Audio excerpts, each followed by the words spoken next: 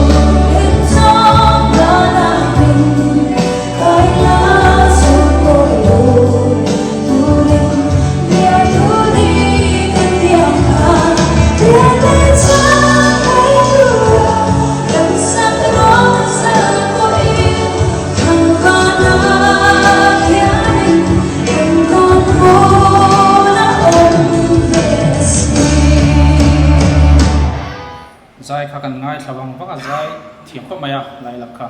ke poi zai thiam chung ko tanga ron chuk kania ma ro chu za hi ga chem kan na ni vak lawa college kan lai khan college wi ga chen ten ngai ron phura kan zai vea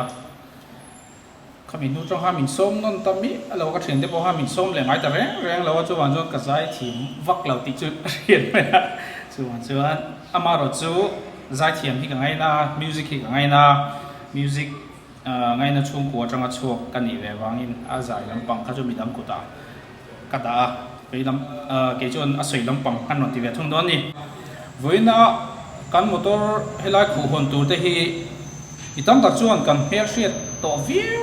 motor ani thei do na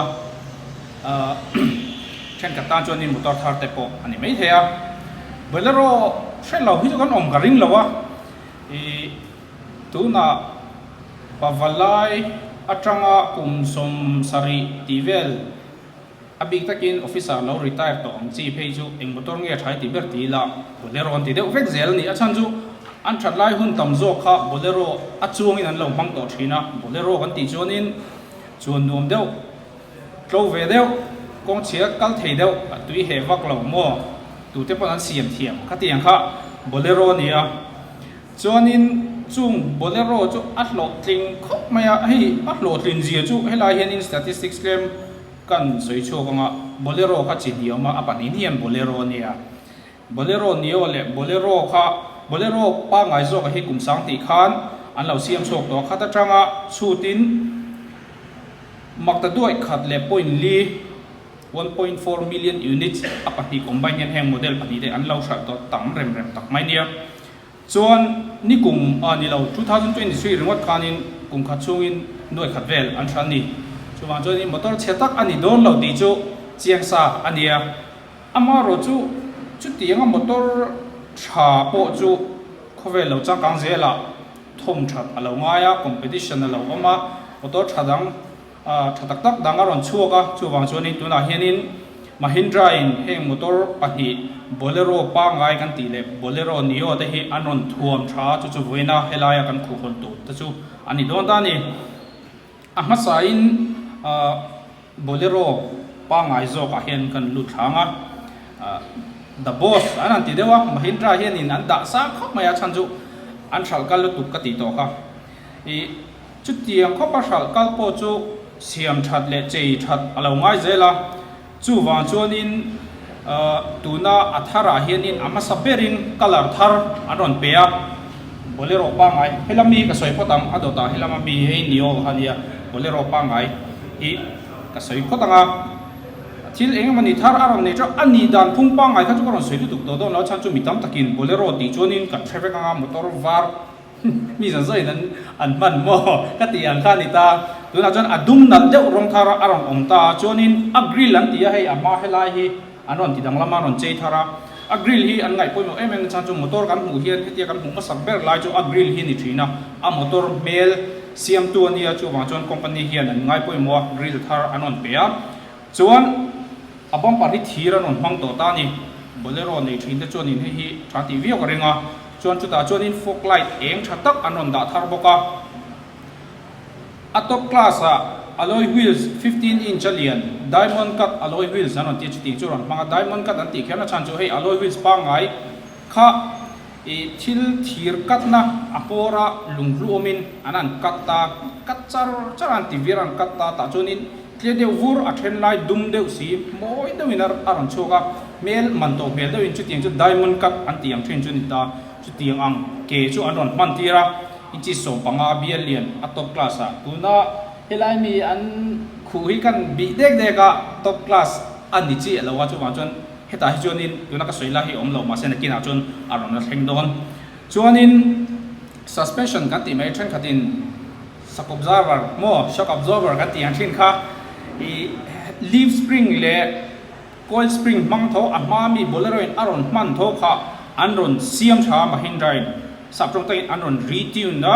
chu right flow technology mangin anon tune tha anon siam tha ma ain kong koya theina sa to don lowa kong chia po ma ain chuan an nuam zok dona spring tho tun te kha ngai to lo mai the chon anung chong tan po kan rui vak to lo mai the chu tiang chon anon tune tharani chuan a chung lama kan lut phenga a chung hi anon cheibon sa ve khop maya bolero kan ti chonin thil chang kang deuh le moi nai vak tur ang khan tam takin kan lo be sei lo ni mai the ma se a chung hi motor thar hlak angin arong ten on ti dang lama chuan a seat hi leatherette seat an tia leatherette an ti chonin a cover soina nia leather pa ngai hi pure leather ang hi chu enkol a ha thak ang reng khop maya a tha tro viu nangin enkol that lo chonin a rim te po nei thea kha tiang ang ni lo khanin leather thatna le leather pure leather thatna le leather tak tak moina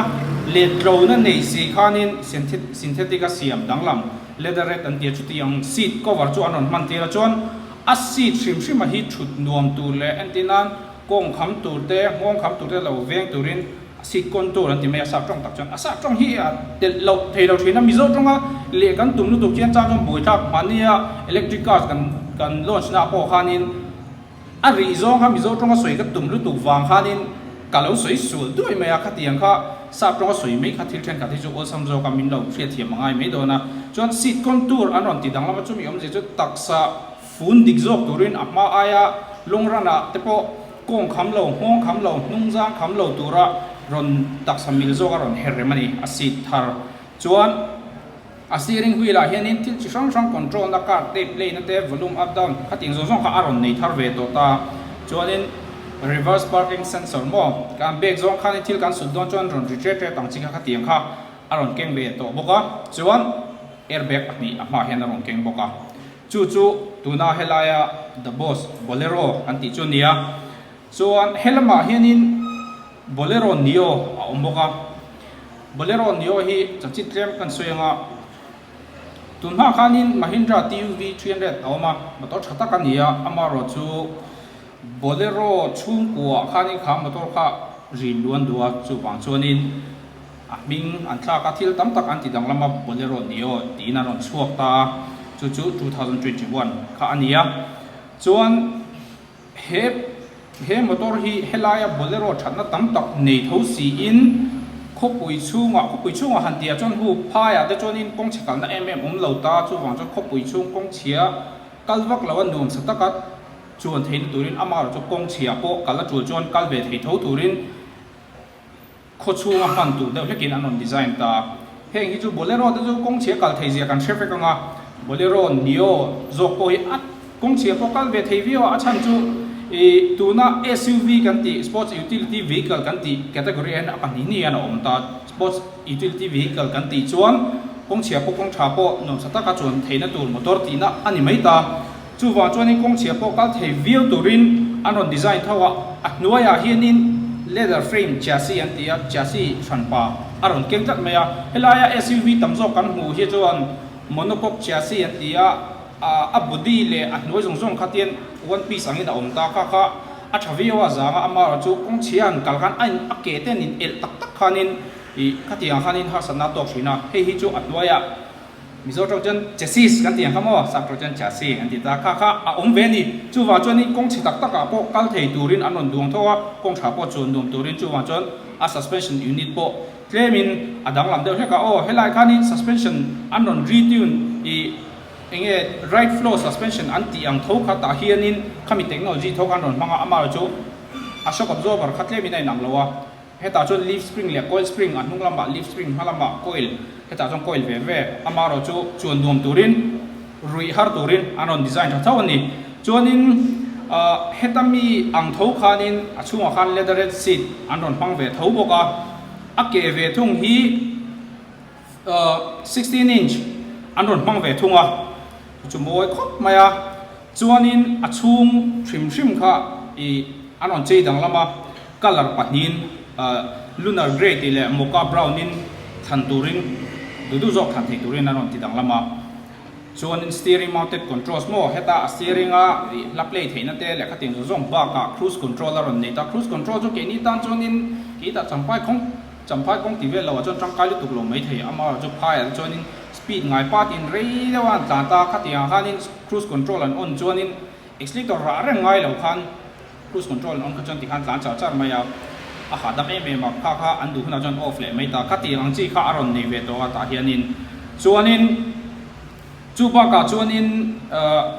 D pillar hi anon ti duwa D pillar kan ti chuan hei a motor ri rong hi kan pu theanga katiana chunga omta helam panga noi akar helai phei ho hi ming sang an chenta a windshield bulchi hi A pillar an tia ala hi D nung ber so D pillar ala hi C pillar an ti thung ta ni helai chin hi arong an ti dang lam hianin hei hi trick ania motor sang de ut po hi alayan ti dum phei hianin alang niam ta ati apian ti lang zei thina chu tiang che chuan ta hianin anon ti dum phei veka helai sir D pillar he chu wa chuan achung chu sang ama mi ne khai nang reng ma se apa mi ang ai khana lang tiam ta ta chu anon ti thar dual ton kala ron petani chuan engine hi apani ni hianin 1500cc turbo diesel VV aron manga amaro chu satrong man ne ngai thing state of tune mo anron a power and pack choti dang kha ain ang lo sheta e bolero pa ngai a kha chuanin M-Hawk 76 anron mantira chu ta chuanin 75 or 76 brake horsepower power up chok ta bolero nio ve thunga chuan M-Hawk 100 chumi amji chu 100 horsepower up chok ta turbo diesel 1.5 liter VV 1500cc VV ani chu chuan nio pi ga hianin thi chi sang ron ken tel anei claim kan soibel du chu electronic brake force distribution an tia kongkwai kan brake thutta ake brake in allowin man thleita ni khalaya khanin kan mamu ang tak brake kha amamu ke taka khan aron sem cho thein turin computer changkang tukin brake kan ra thut khan aron sem kolta ain pai ngon lo nan chu ting chu ta hian aron nei kha nala ti ve ni kha ka po khan mo chuan a tha ti niang ti chuan in chu ba ka chuan a top spec asang ber motor hi chi sang class sang thena nia asang bera chuan in MTT an tia multi terrain technology aron manga chumin aron kentel bera chu hei rear wheel drive ania he motor hi four wheel drive version te po om thita bolero chon apa ngai chon a ke hnungin anor ta ni kha suspension khong dewa chuanin shock absorber khong dewa chuan kong ko ya kan tlana atnunga thil kan phur ri lo chuan hote a ke in phiat fuata hote tan kha om thinta motor pakhat ming chu soi longa veng noi chaw tlan chon a ke hnungin ha ya kha motor kha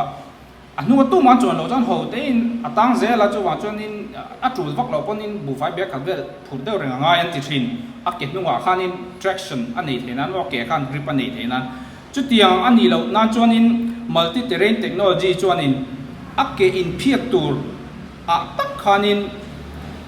power aron katta chuan heta a grip nei zo ke khan power tam zo aron pe a chuta chuanin o sam takin aron chuak chho thei don ta chu technology changkang lu chu hun tra pon ma thina antenna US a te chuanin positive traction den tia motor changkang tak abi takin rear wheel drive a hnung ke in an nor ho motor a henan mang thin ni ei bolero a ka ti zo chu KUV tianga te po khanin a chu ma sawa kha chuanin kha tiang problem kha om ve thin anin kar deuh le ka kong ko ya engmol lek deuh le ka khanin a ke khan phiat ta engine in troi zo sia akal thein tur anga kan ngai na khan hote ta na om thin kha tiang kha ta hi chuan om to don lo amara chu hemi technology hi asang bera chau khan anron da ani mela tuna shi hi chuan akina chuanin avaya ko an la ron da chho thei mai theya chuan heng motor pahni te hi 7 seater veven ni ahnua savom bom ani vevea nom sa taka thut na tu chu ni lawa ma se mi pasari chun lu chona chuan theya chuan chu ba ka chuanin motor lian ang reng tak veve ani na chung hianin I sub 4 meter kan tia a sei zong hi meter lia sei tling lo hret chu tiang veve chu ani wang chuanin tuna GST an man tu thar tax system an man tu thara hianin amana ron tlom don tatlat maya chu a lei du tu te ta na van nei na ron keng thei tur ania bolero pa ngai zok hi aman tlom ber hi noi sari sing ko sang ko borvel train ain tran dona atober hi noi ko sing ruk sang ko vel chon bolero nio hi noi riat singli sang ko train ain tran noi ko sing ko sang ko atober kha chodona hei hi ex showroom ani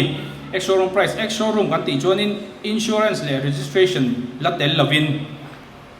nakina kha chola belangai dona hela hianin aron lakheng hlim chawa he heng motor te hi ala tharlam khop maya mani lo ka khanin india rampung huapin launch ania october ni ru khan launch ania heta tuna ni wen hi ni engni ni sopalia ta hen kan huvel theita chuwa chon la tharlam ma aman hit lemin si soi that deu alangai ni me theya I on road tur chuanin chuan heng motor te shalakal man china khan an shal to za thakan soi to mak ta duai khat le point ni mo chu lakal zela I chu wa chuanin khata unit sang kuwa siam chok turin mahindra hian man la tuna chun thatin sang kuwa siam chok charani chu sang kuwa chu an shal zel don tinani ta atam don vewa mizoram a hianin pavalai china chuanin tamjong china ka soi to khan officer retire to te le khati ho ka eng motor nge thai ti ber ti lang chen bolero an ti garinga chan chu a chun no me ma thingla a jin do ni la akal thei veka a chiat ton khoila workshop pa po an tin mani lo siam thei ve zel maya khatiang ang motor thale mi zo zoi kan pe hriat to kha khovel changkang zela chuanin thom that alo ngai ta chu boina an launch tu hi anita a changkang na sang in aron bela chung te po anon thuam thato ma nakina kan honga kan enanga tin ka soi to khan a mel ron ti dang lam tu agree te hen ron ti dang lama a rong te ron dang lama chuan khating zo zong aman le thil dang zo zong in thria chen du chuan helai hianin zo chen thei mai an ni dona aman te hi finalize chi alani lo kha helai a hianin a motor chanchin chu ka soi thei ni mai ta se heng motor pahni te hi motor danglam tharlak ani lova motor omsa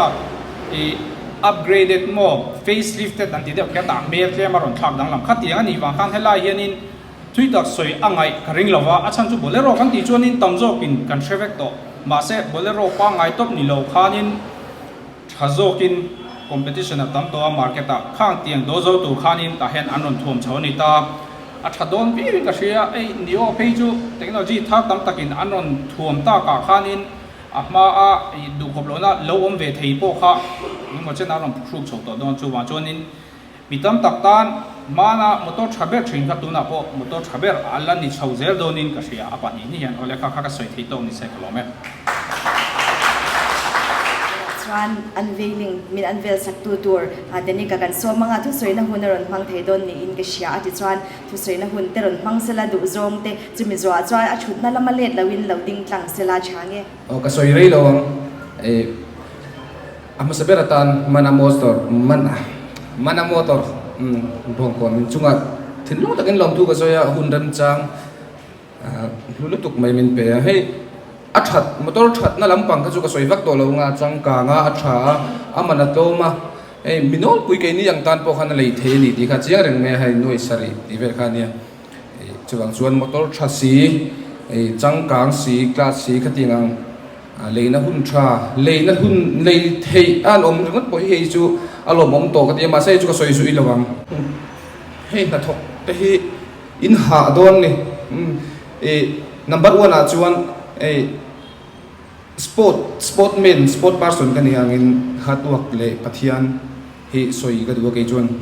Ronaldo chuan ti hian tia never focus on your pain always focus your dream because one day you will become the best atia English kan soya am zia taka chuan voina po in hey Mahindra karania car thar nal tak tak ro pi tak tak suak teu to masuk yang apa pun in hai sang don ni kata khan always focus on your dream kan dream kan tum ram kha en reng chunga shal that ma thaber ni reng thei dura mana motor sai Mahindra bongkon te in local dan te ka ngai tu khan vena hian min motivate la me pathian hei tuna tiang thila chun pathian tel lo chuan tiang hitlung takin kal thei lawani ti hi chiang takin ka hreboka pathian ina umpui chawa chuan nangmania in thokrima voina lotin nai lo changta ni ti ka muwa atakin voina big bongona karon muwa kalom la maya alom thu kan sil nge teng chau in lo tho rim na te voina mu thei tura hetiang hun min no siam jaka wa hian lom thu ka soi lak meu me ni chu sang chu ka soi te me sai kalom me kan zai the hut be nga ke lo wi te kin kan zai a chuan unveiling kha kan nei chun chong ngal me nga chumi mai thu soi du te on chuan unveil mai do me okay khi min lo hun son sakula ti chuan a thalak chi akan la mu ke pon a thalak chi ka la ma takin ka la mu wa kan hun ban tam zo ka kan khuwa tu na chuan kan khu hong ve le thu to do na ni bollywood hi hong ma sa sala ale kam dang le yang kha ni thum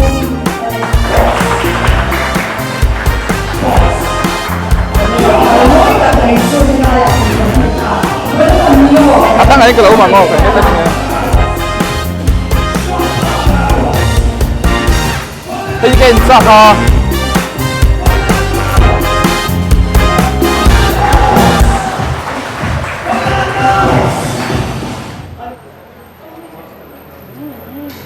Kalau tiền phải cắt chết tiền ngu tiền. Tiền.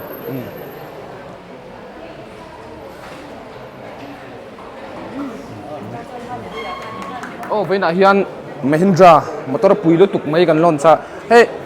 pathian hian alo van suai na sa em kan ti teng san chu ti ang thil pui lu tuk dur chuan pathian mal som na hi ngai na sa an mani hian thokri mani ti hi achiang em boka in el na sang kara tiang hian ti khop hian an lo hlo ling ani a thaber an lo hlo ting kan ti ba ka khan tiang khop hian a thaber an lo ni reng ani ti khan thei ani ti ka mu hian ka lo mani chuwang chuan voina lo kal song song te pon mana motors bongkon hin lo tong tai pui ve thau don nia ka lo me tlang zar ani to chuan khu hong to kan bi chiang ve lo kang hi bolero ni o zo khania môi lẽ mày anh là lúc tụi khai về thì mò mà cái chỗ này thì at le vur lo mai the ka thelo a thabo kan yang cha thian pa im ma ni ya le ya kalak chu pui thapa bolero nio zok hi a fak khop mai thenin tha lang ro sei lak sei hari lok chon hela hi kalila anung hong vere re ten bolero hi chu mo en ringut baila atok via oni chan chu fakangai lo re rel sei to ang khanin bolero kan ti to hi chunin a thani o tinga ang deu ni mai bolero ti hi chuan he thil phun la po zawa anuwa hian kan chuang sin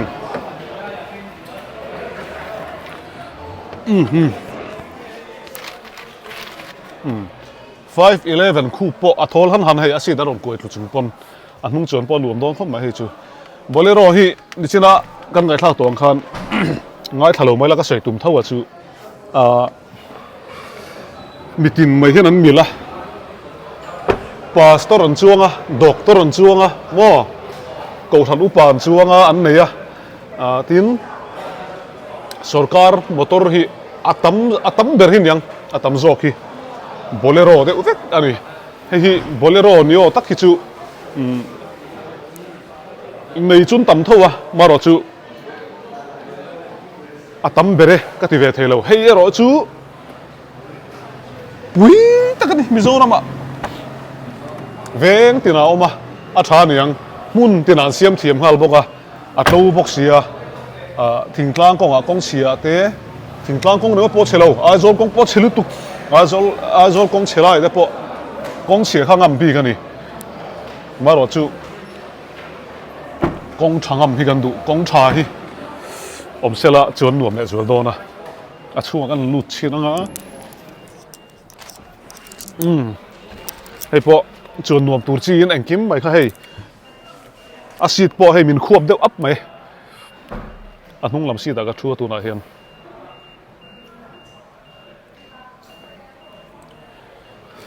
soi zau chi mangai to lo aman po atlan hiama ma in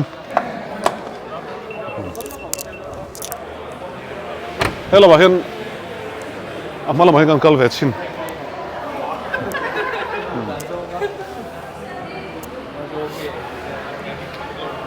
Mizorama motor khal chuat nem ber pol ani hei hi bolero a steering wheel po he a moi khop mai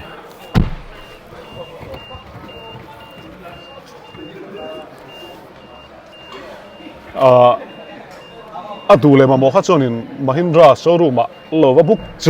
churula aman tlak nem lai hian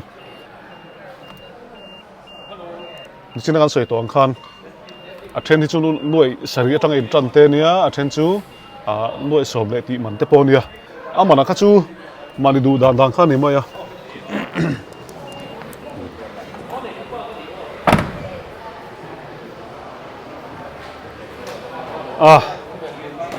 anh chỉ nói phụ muốn thế là soi chụp chiếc tổ lúc đó soi tour pom tổ lâu cái soi tuồng khanin bolero hi chu phật về ngay lâu phật chia mà ngay lâu anh khalan thấy mấy khal tun tam tổ lúc tục anh khal thêm tổ lúc tục Mizoram motora anh khal chuột nem lệ kan uar em mit tha cha mà anh đi tìm mấy ang để cho nên ti tổ pang các phật đôn lâu về là hiền abuk du tan showroom lova buk chur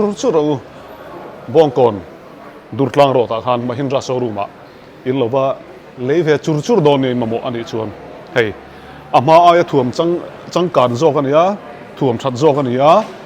alux po moi zo ka ama ain chuwangin ama nei tan po second hand thal de ya hemi le dei chi thadon hle mai epo ni sela khati chen kha boina kan ti chu thei ni sela bolero fakzi thadzia anon soi chiam to a keni chung kan soi tam to lo bange ti zong khan ro se kan bye bye ang seu